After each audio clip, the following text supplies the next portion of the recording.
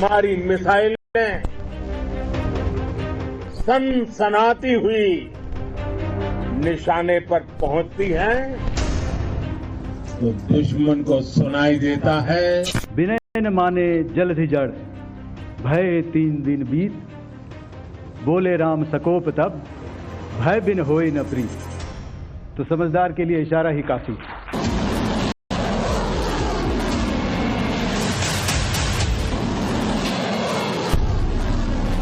पाकिस्तान के एक जहाज को जिस मिसाइल ने निशाना बनाया था, उस मिसाइल का नाम है ब्रह्मोस मिसाइल।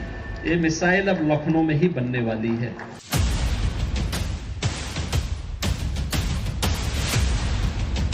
पाकिस्तान की नापाक हरकतों का विनाश किया गया। ये ऑपरेशन सिंदूर के अगले मिशन के हथियार हैं।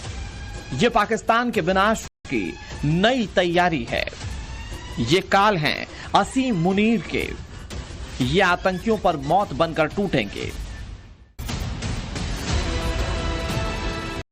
देश के सबसे बड़े सूबे यानी कि योगी आदित्यनाथ के उत्तर प्रदेश में आतंकियों की कब्र खोदने का इंतजाम हो रहा है।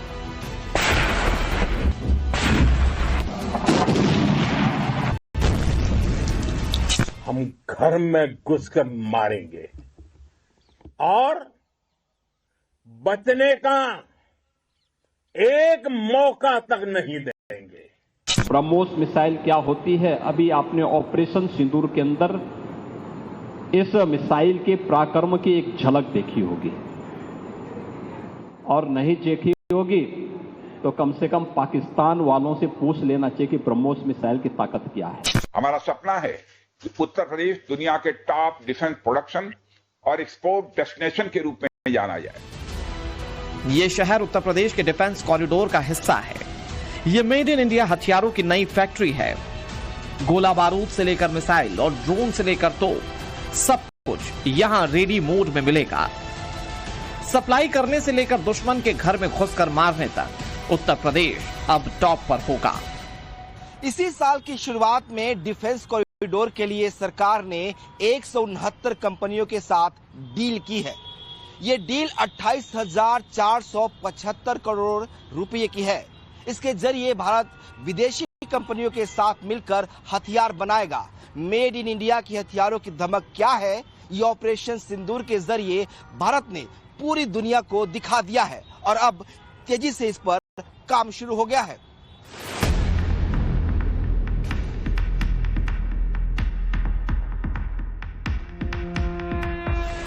भारत और पाकिस्तान के बीच सीज फायर होते ही योगी आदित्यनाथ का फोकस ब्रह्मोस पर टिक गया। वो लखनऊ में ब्रह्मोस की यूनिट पहुंचे और करीब 7 सालों बाद उसका शुभारंभ करवाया। रिपोर्ट्स के मुताबिक शुरुआत में 100 ब्रह्मोस मिसाइल बनाए जाने का टारगेट है। बाद में इसकी क्षमता बढ़ाकर 100 से 150 नेक्स्ट जनरेशन ब्रह्मोस मिसाइल तक की जा सकेगी। अभी इसका वजन 2900 किलो तक होता है। नेक्स्ट जनरेशन में यह सिर्फ 1290 किलो तक रह जाएगा। इसका सीधा मतलब यह कि सुखोई 30 MKI जैसे लड़ाकू विमानों में बजाय एक के 3 ब्रह्मोस को एक साथ लोड किया जा सकेगा। ब्रह्मोस सिर्फ एक हथियार नहीं है, बल्कि यह अपने आप में एक मैसेज है। मैसेज हमारी आर्म फोर्सेस के स्ट्रेंथ का है। मैसेज दुश्मन के प्रति हमारी डेटरेंस का है, प्रतिरोधक क्षमता का है। मैसेज हमारी बॉर्डर्स की सेफ गार्डिंग के हमारी प्रतिबद्धता का है। Make in India, make forward, हमारे लिए रक्षा क्षेत्र में आत्मनिर्भरता का अर्थ बहुत व्यापक है। हम इस विचार के साथ आगे बढ़ रहे हैं कि हमें खुद के लिए तो आर्म्स एंड इक्विपमेंट बनाना ही है, साथ ही साथ में पूरी दुनिया को एक्सपोर्ट भी करना है।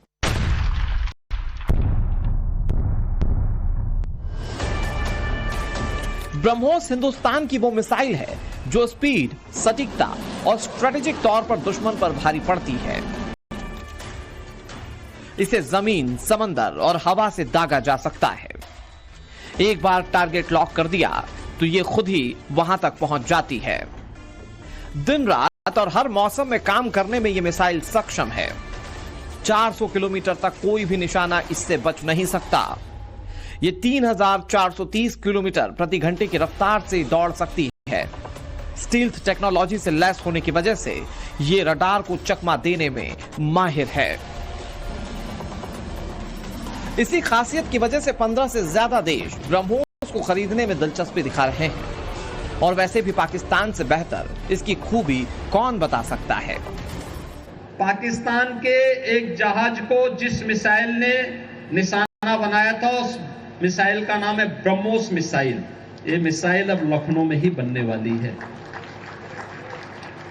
लखनऊ से फिट करेंगे तो दुश्मन और दुश्मन के आका भी काम जाएंगे।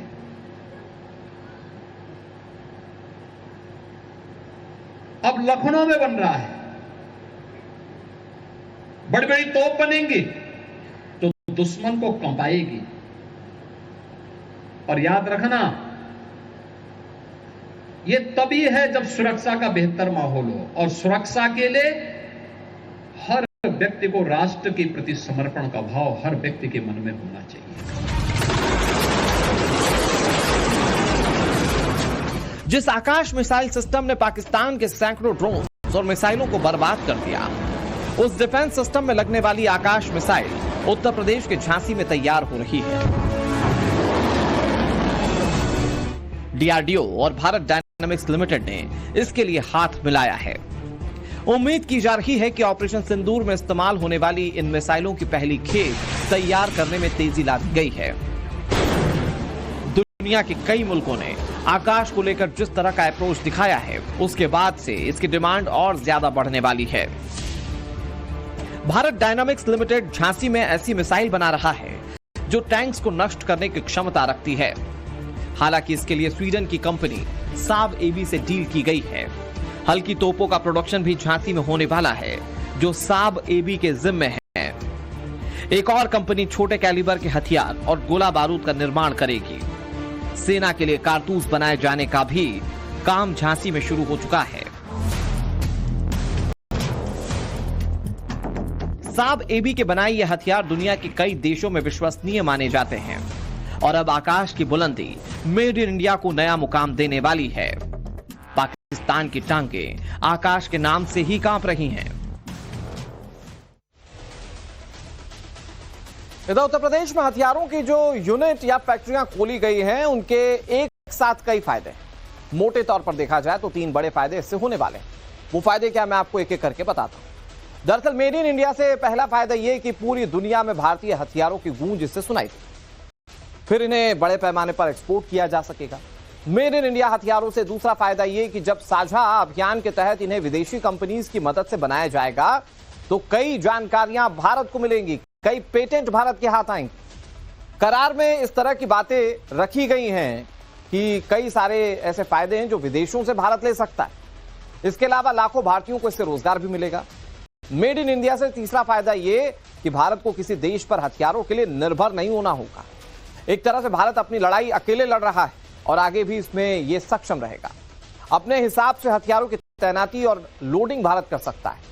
इसके लिए किसी कोड की जरूरत नहीं पड़ेगी, जैसा कि अभी कुछ फाइटर जेट्स को लेकर करार में हो रखा है।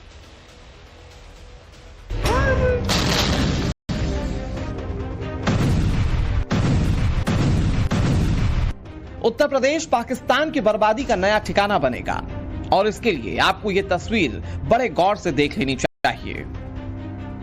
कानपुर में धनुष तोप बनाई जा रही है।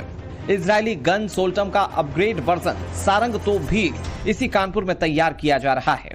T90 टैंक की इलेक्ट्रिक मोटर भी फील्ड गन फैक्ट्री में बनाने का काम जोरों पर है। कानपुर की यूनिट एशिया की सबसे बड़ी कॉम्प्लेक्स बन चुकी है। यहां 8-10 नहीं बल्कि 41 तरह के हथियार बनाए जाते हैं और इन हथियारों का मार्का होता है मेड इन इंडिया।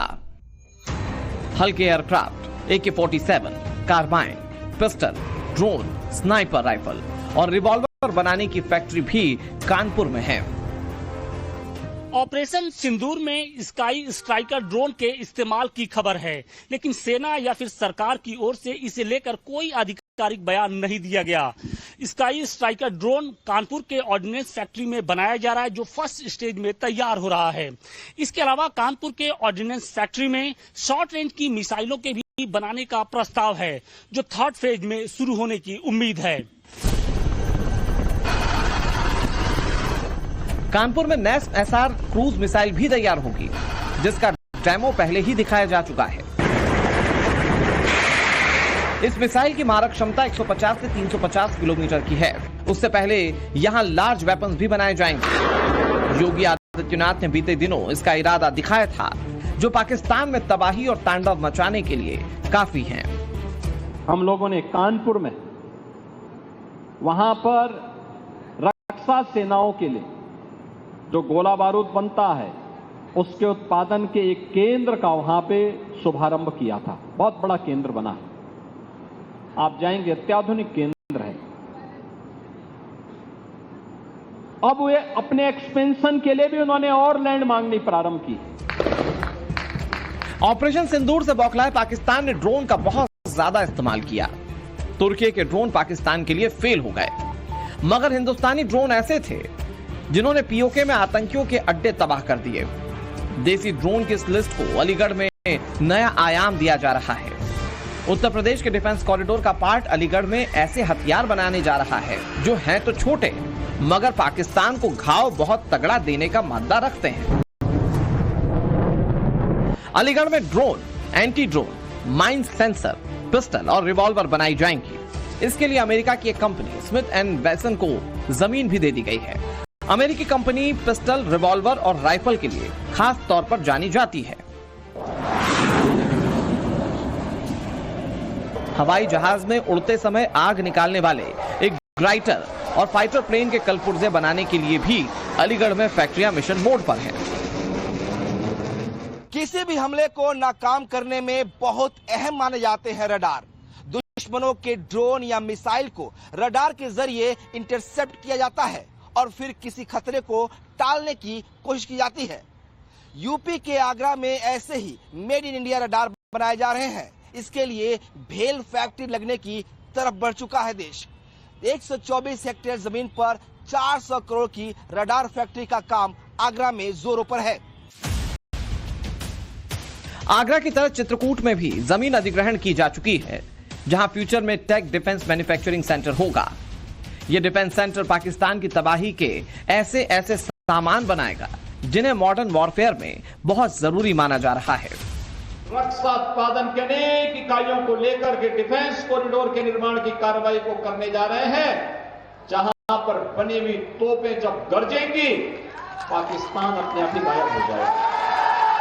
पाकिस्तान के द्वारा की गई हिमाकत को जिस मजबूती के साथ भारत के बहादुर जवानों ने, चाहे वो वायुसेना रही हो, थल सेना रही हो या नौसेना रही हो, इन सभी जवानों ने जिस मजबूती के साथ उसका जवाब दिया, दुनिया को संदेश भी दिया कि हम छेड़ेंगे नहीं, लेकिन कोई छेड़ेगा तो फिर उसको छोड़ेंगे भी नहीं, और भारत ने वह करके दिखाया है।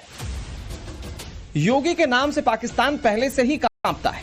अब उत्तर प्रदेश में तैयार होने वाले हथियार पाकिस्तान की 13वीं का इंतजाम कर रहे हैं। लाहौर से लेकर कराची तक पाकिस्तान के हर बड़े शहर की बर्बादी के बंदोबस्त उत्तर प्रदेश डिफेंस कॉरिडोर में तैयार किए जा रहे हैं।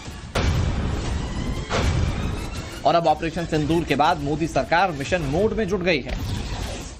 हमने पाकिस्तान के आतंकी और सैन्य ठिकानों पर अपनी जवाबी कार्रवाई को अभी सिर्फ स्थगित किया है। आने वाले दिनों में हम पाकिस्तान के हर कदम को इस कसौटी पर मापेंगे कि वो क्या रवैया अपनाता है। पाकिस्तान के लिए यही वक्त सुधरने का है, यही आखिरी मौका है अपनी गलतियों